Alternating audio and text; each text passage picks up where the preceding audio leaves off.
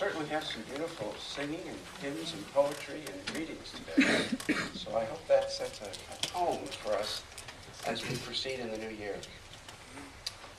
Over the winter break, I read two books that really left lasting impressions. One is a new book on Churchill. It's called The Churchill Factor, written by Boris Johnson, who is the current mayor of London, and he had been a member of Parliament. The other one has just been translated into English from the Italian. It's called Bergoglio's List. And like Schindler, Jorge Bergoglio, when he was the head of the Jesuits in Argentina, did much to save lives quietly. The one, a great leader who led the free nations in World War II to stop Nazism. The other never used violence, worked quietly under the nose of the military during the dirty war in Argentina between 1976 and 1983, in which 30,000 people disappeared. He and others worked very quietly behind the scenes, establishing what we remember here as the Underground Railroad, moving people from place to place who were on the lists to be assassinated. And this book describes what he did. It's by a journalist who went back and talked to the people. There were over 100 people that he quietly worked to hide, move from convent to rectory to church to friend's house, and then finally into foreign embassies. And he got away with it. Two different approaches in the face of injustice and murder. Churchill had no qualms for many years before the war began in urging the world about the danger of Nazism and what it was. Long before the invasion of Poland in 1939 by the Nazis, he was fearless on the floor of Parliament in warning about what was coming. And when it started, he had some very difficult decisions to make. England was alone. And one of the toughest decisions he had to make early on in June 1940, after the French were overrun, he had to decide what to do about the French Navy, which was not yet in Nazi hands. And it was anchored off Marrakesh, North Africa. And he gave the French Navy, some of their finest ships, a choice. Leave the Mediterranean and go to the Caribbean. Don't surrender to the Nazis. Because he knew that many of those ships were even better equipped than the British ships, and they would be used against the British in an invasion of Britain. And the air war against Britain had already started.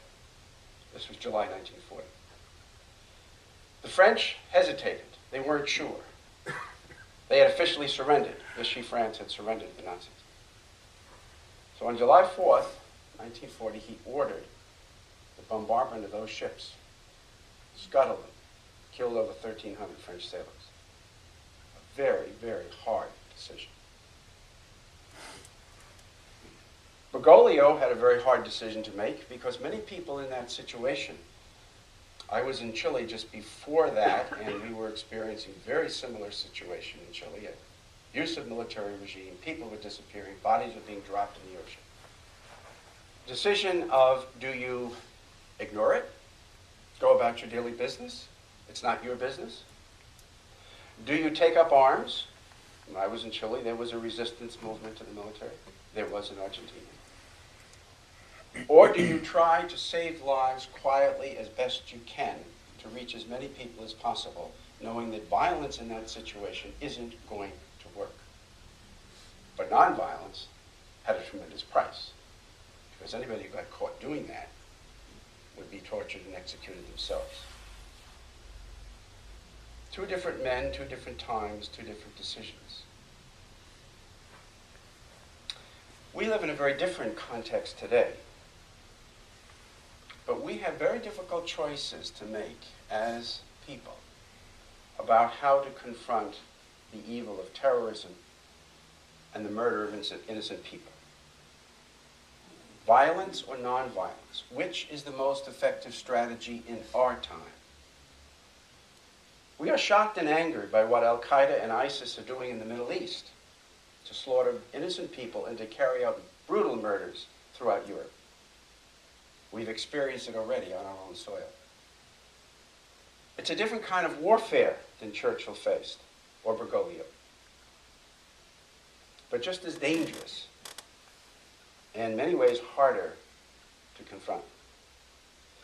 Some insist that the reason these groups have emerged in the Middle East is that we did not use enough force in Iraq and Afghanistan to finish the job, and now they want us to contribute land forces, American forces, on the ground in Syria, more in Iraq, and more in Afghanistan again. You know who they are, we hear them. The lesson they draw from our 13 years of involvement in Afghanistan or 11 years in Iraq is that we did not use enough violence for a longer period of time, and this would have completed the mission of eradicating terrorism. Would nonviolence work against Al-Qaeda and ISIS? In their time, both Mahatma Gandhi, whom we heard this morning, and Martin Luther King Jr., whose 86th birthday we just celebrated a few days ago, really did think that nonviolence could stop war. I want to read you a couple of statements from each of them during World War II. And on July 4th, 1940, while the air war over Britain was raging, and as Churchill was making some very difficult decisions, Gandhi wrote a letter to Winston Churchill and the British people. And here's what he said. I appeal for the cessation of hostilities because war is bad in its essence. You want to kill Nazism? Your soldiers are doing the same work of destruction as the Germans. I venture to present you with a nobler and braver way worthy of the bravest soldiers. I want you to fight Nazism without arms. I would like you to lay down your arms that you have because they're useless. Invite Herr Hitler and Signor Mussolini to take what they want of the countries you call your possessions.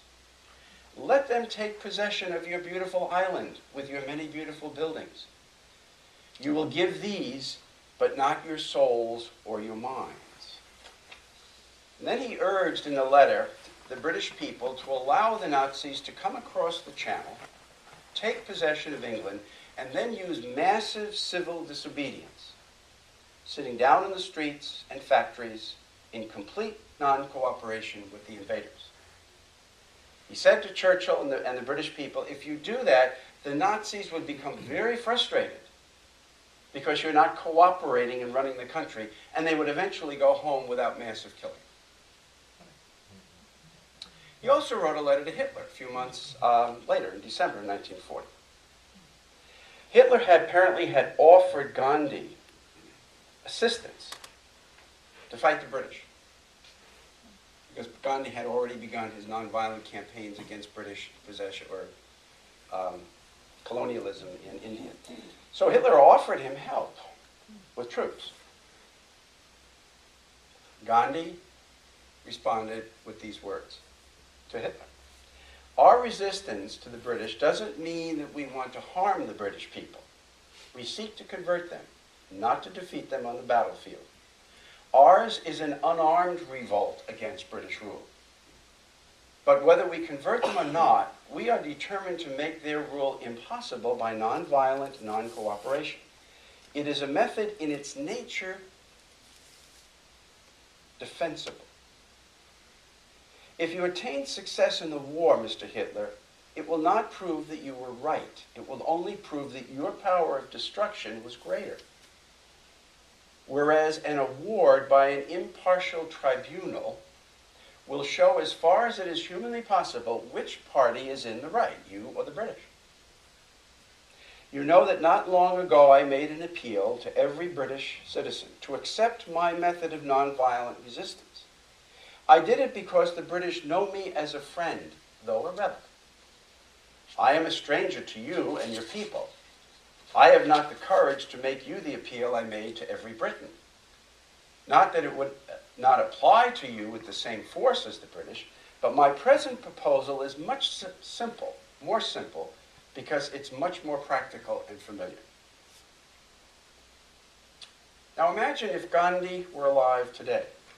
What kind of letters would he be writing to the leaders of Al-Qaeda, ISIS, and to the heads of governments in the Western world? We recently celebrated the 86th birthday of Martin Luther King Jr. He too believed that violence could be conquered by love, since he believed that all war is caused by fear. And this is what he said in 1962. Fear is one of the major causes of war. We usually think that war comes from hate. But a close scrutiny of responses will reveal a different sequence of events. First fear, then hate, then war, then deeper hatred. Our method for dealing with this fear has been to arm ourselves to the nth degree. Expenditures for defense continue to rise to mountain proportions. Greater arms will cast out fear, the nations seem to say. But alas, large armaments have not cast out fear. They have only produced greater fear. So we are called back in these turbulent, panic-stricken days to that wise affirmation in the New Testament, perfect love casts out fear. Greater armaments are not the remedy for fear. Only love, understanding, and organized goodwill can cast out fear. Or to put it another way, not armament, but disarmament will cast out fear. And disarmament will never become a reality until enough goodwill and good faith are released to make mutual trust a reality.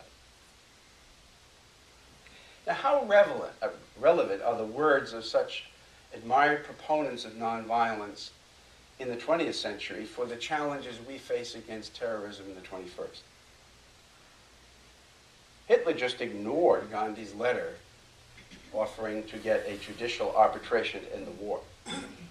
Churchill is said to have thrown the letter in the basket, uttering some angry, derogatory words about that half-clad fakir, F-A-K-I-R, a play on words intended. Violence was absolutely necessary to stop Nazism. King was successful in his use of nonviolent resistance to injustice in this country, as was Gandhi eventually against British colonialism in India, because in both societies there was a modicum of decency among enough people, whites in America, the British in India, to finally recognize the futility and the moral wrongness of their policies. And the rule of law and conscience in both situations eventually prevailed. But this is clearly not the same atmosphere with the terrorists. But is massive use of violence the most effective counter-terrorist strategy? The current administration has been lambasted constantly by critics who think that there is only one answer: more violence, and that our government is weak and inconsistent for not committing massive increases of American troops. There's no admission by such critics that our invasions and strategies in both Afghanistan and Iraq from the start were not thought through sufficiently before we acted. Absolutely no self-criticism or reflection on their part. They just want more of the same. You know, Einstein has a great line. He said, "You know what insanity is? You've heard it before. It's doing the same thing over and over again and expecting different results." President Obama alluded to such insanity in his State of the Union speech last Tuesday in regards to our policy of isolating Cuba for over 50 years. For that insanity, he is substituting a new path ahead. Now, there's no doubt that Al-Qaeda and ISIS are far more like the Nazis than they are like white racists in the 1960s in this country or British imperialists in the early 20th century. Some use of violence is necessary to stop their advances and protect the world against their terrorist network. However, we need to learn the lessons of predominantly unilateral action from Vietnam, Iraq, and Afghanistan.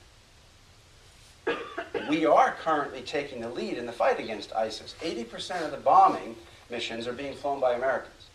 And we are doubling our military advisors in Iraq from 1,500 to 3,000. However, massive ground action by the United States is not the answer. No matter how slow or difficult, it is essential that we continue to use diplomacy to convince Middle Eastern countries to step up to their own commitments in the struggle. The Muslim world itself must become a greater part in defeating terrorists in their midst.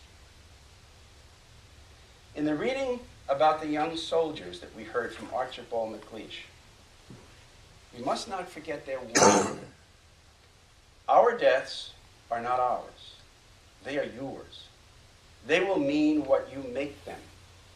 Whether our lives and our deaths were for peace and a new hope or for nothing, we cannot say. It is you who must say this. Bravado armchair warriors who are too ready to send more of our young into battle is not honoring the sacrifice made by so many people we sent to their death before with no prudent plan for success. It is absolutely a fact, and this is something that the hawks don't give enough attention to, that Interpol cooperation and vigilance is absolutely necessary in curbing the activities of terrorists in Europe and the United States.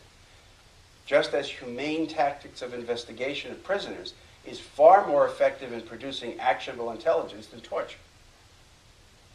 We have not had a major attack on U.S. soil since 9/11, and this is the result of quiet efforts by police and other government officials in heading off acts of violence before they occur.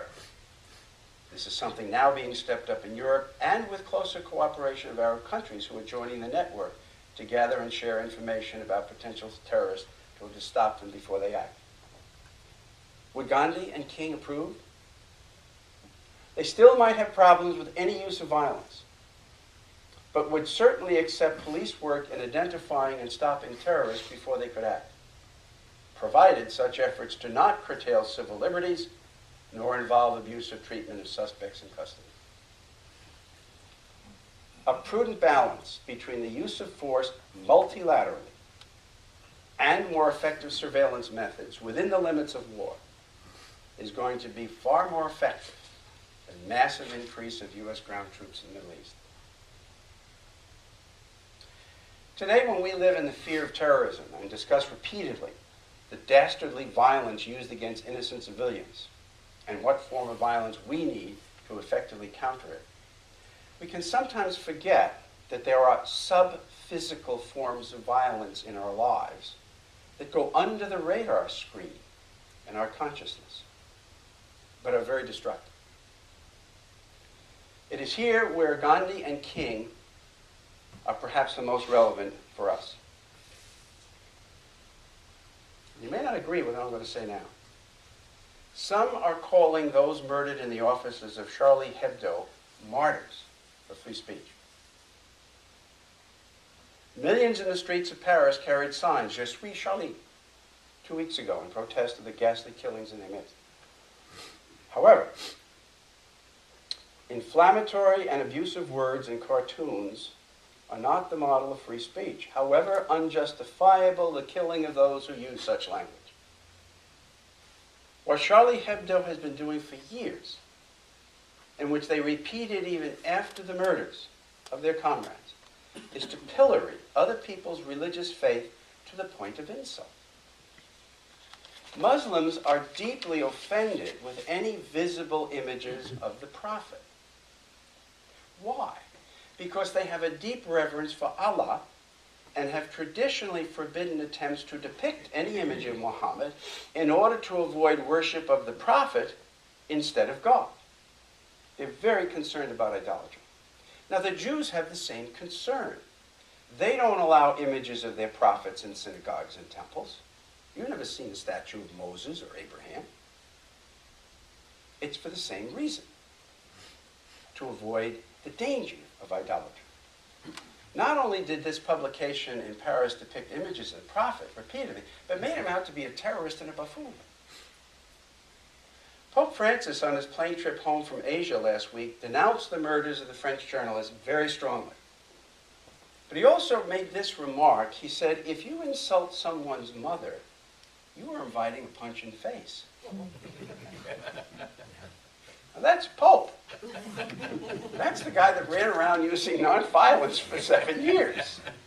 He didn't punch the military in the face. He reminded the world that with freedom comes responsibility, and not all forms of speech are acceptable. In 1919, Supreme Court Justice Oliver Wendell Holmes, the brother of the great poet, remarked, "Falsely yelling fire in a crowded theater is not protected free speech under the First Amendment. Freedom of speech carries responsibilities in its exercise. And just as libel and slander are not protected under the law, it's not morally responsible either to heap vituperation on other people's religion. This is a form of sub-physical violence, since it deeply hurts. And what is more, this kind of inflammatory language can lead to actual physical violence." I think in our society today, if we reflect upon it, there are occasions, many occasions, when some Americans resort to verbal violence without giving it a second thought. Think of some of the cable news networks, the syndicated radio programs that are absolutely vicious in their attacks on the character of public leaders, if not downright wrong at times in their factual claims. It doesn't bother me at all. How many millions of Americans listen to this garbage on a regular basis and think nothing of it?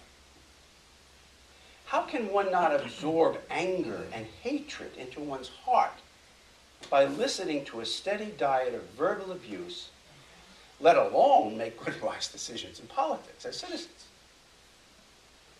I think Gandhi and King would be appalled by these new forms of violence in our culture and what it is doing to the spirit of so many Americans. I think we all need, however, to take stock of where some other sub-physical forms of violence can creep into our own personal lives. Road rage when we're treated disrespectfully by other drivers. Quick offhand remarks about the character of people behind their backs who are annoying. Reacting angrily without taking time to think before speaking when we hear insulting language from other people. Silence in uncomfortable situations when courage and truthful speech is necessary to counter irrespectful remarks of others. Indifference and silence in the face of irresponsible speech by others can also be seen as a tacit approval of abusive speech. There are many punchinellos in our lives and in our world. And there are an awful lot of gray dots that are being manufactured every day and handed out. How often do we do that? But how often do we act like Lucia and Eli, to affirm the goodness of people even when they have their weaknesses? We live in a time when anything seems to go in terms of the use of speech. And this can create climates of fear and anger if we're not watchful. Jesus said in the Sermon on the Mount that he or she who is angry with their brother or sister is guilty actually of a form of murder. Whoever is angry with his brother or sister will be liable to judgment, he says. That is why Lao Tzu in the reading this morning reminds us if there's to be peace in the world, there must be peace in the home and peace in the heart. Gandhi reminded us this morning that nonviolence is not a garment to be put off and on at will. Its seat is in the heart, and it must be an inseparable part of our being. If the layers of violence are intertwined, taking different forms, including the non-physical, certainly the circles of peace are related. And there are some levels of peace that we all can cultivate, even if we cannot immediately achieve ultimate peace at the global level. Thank you.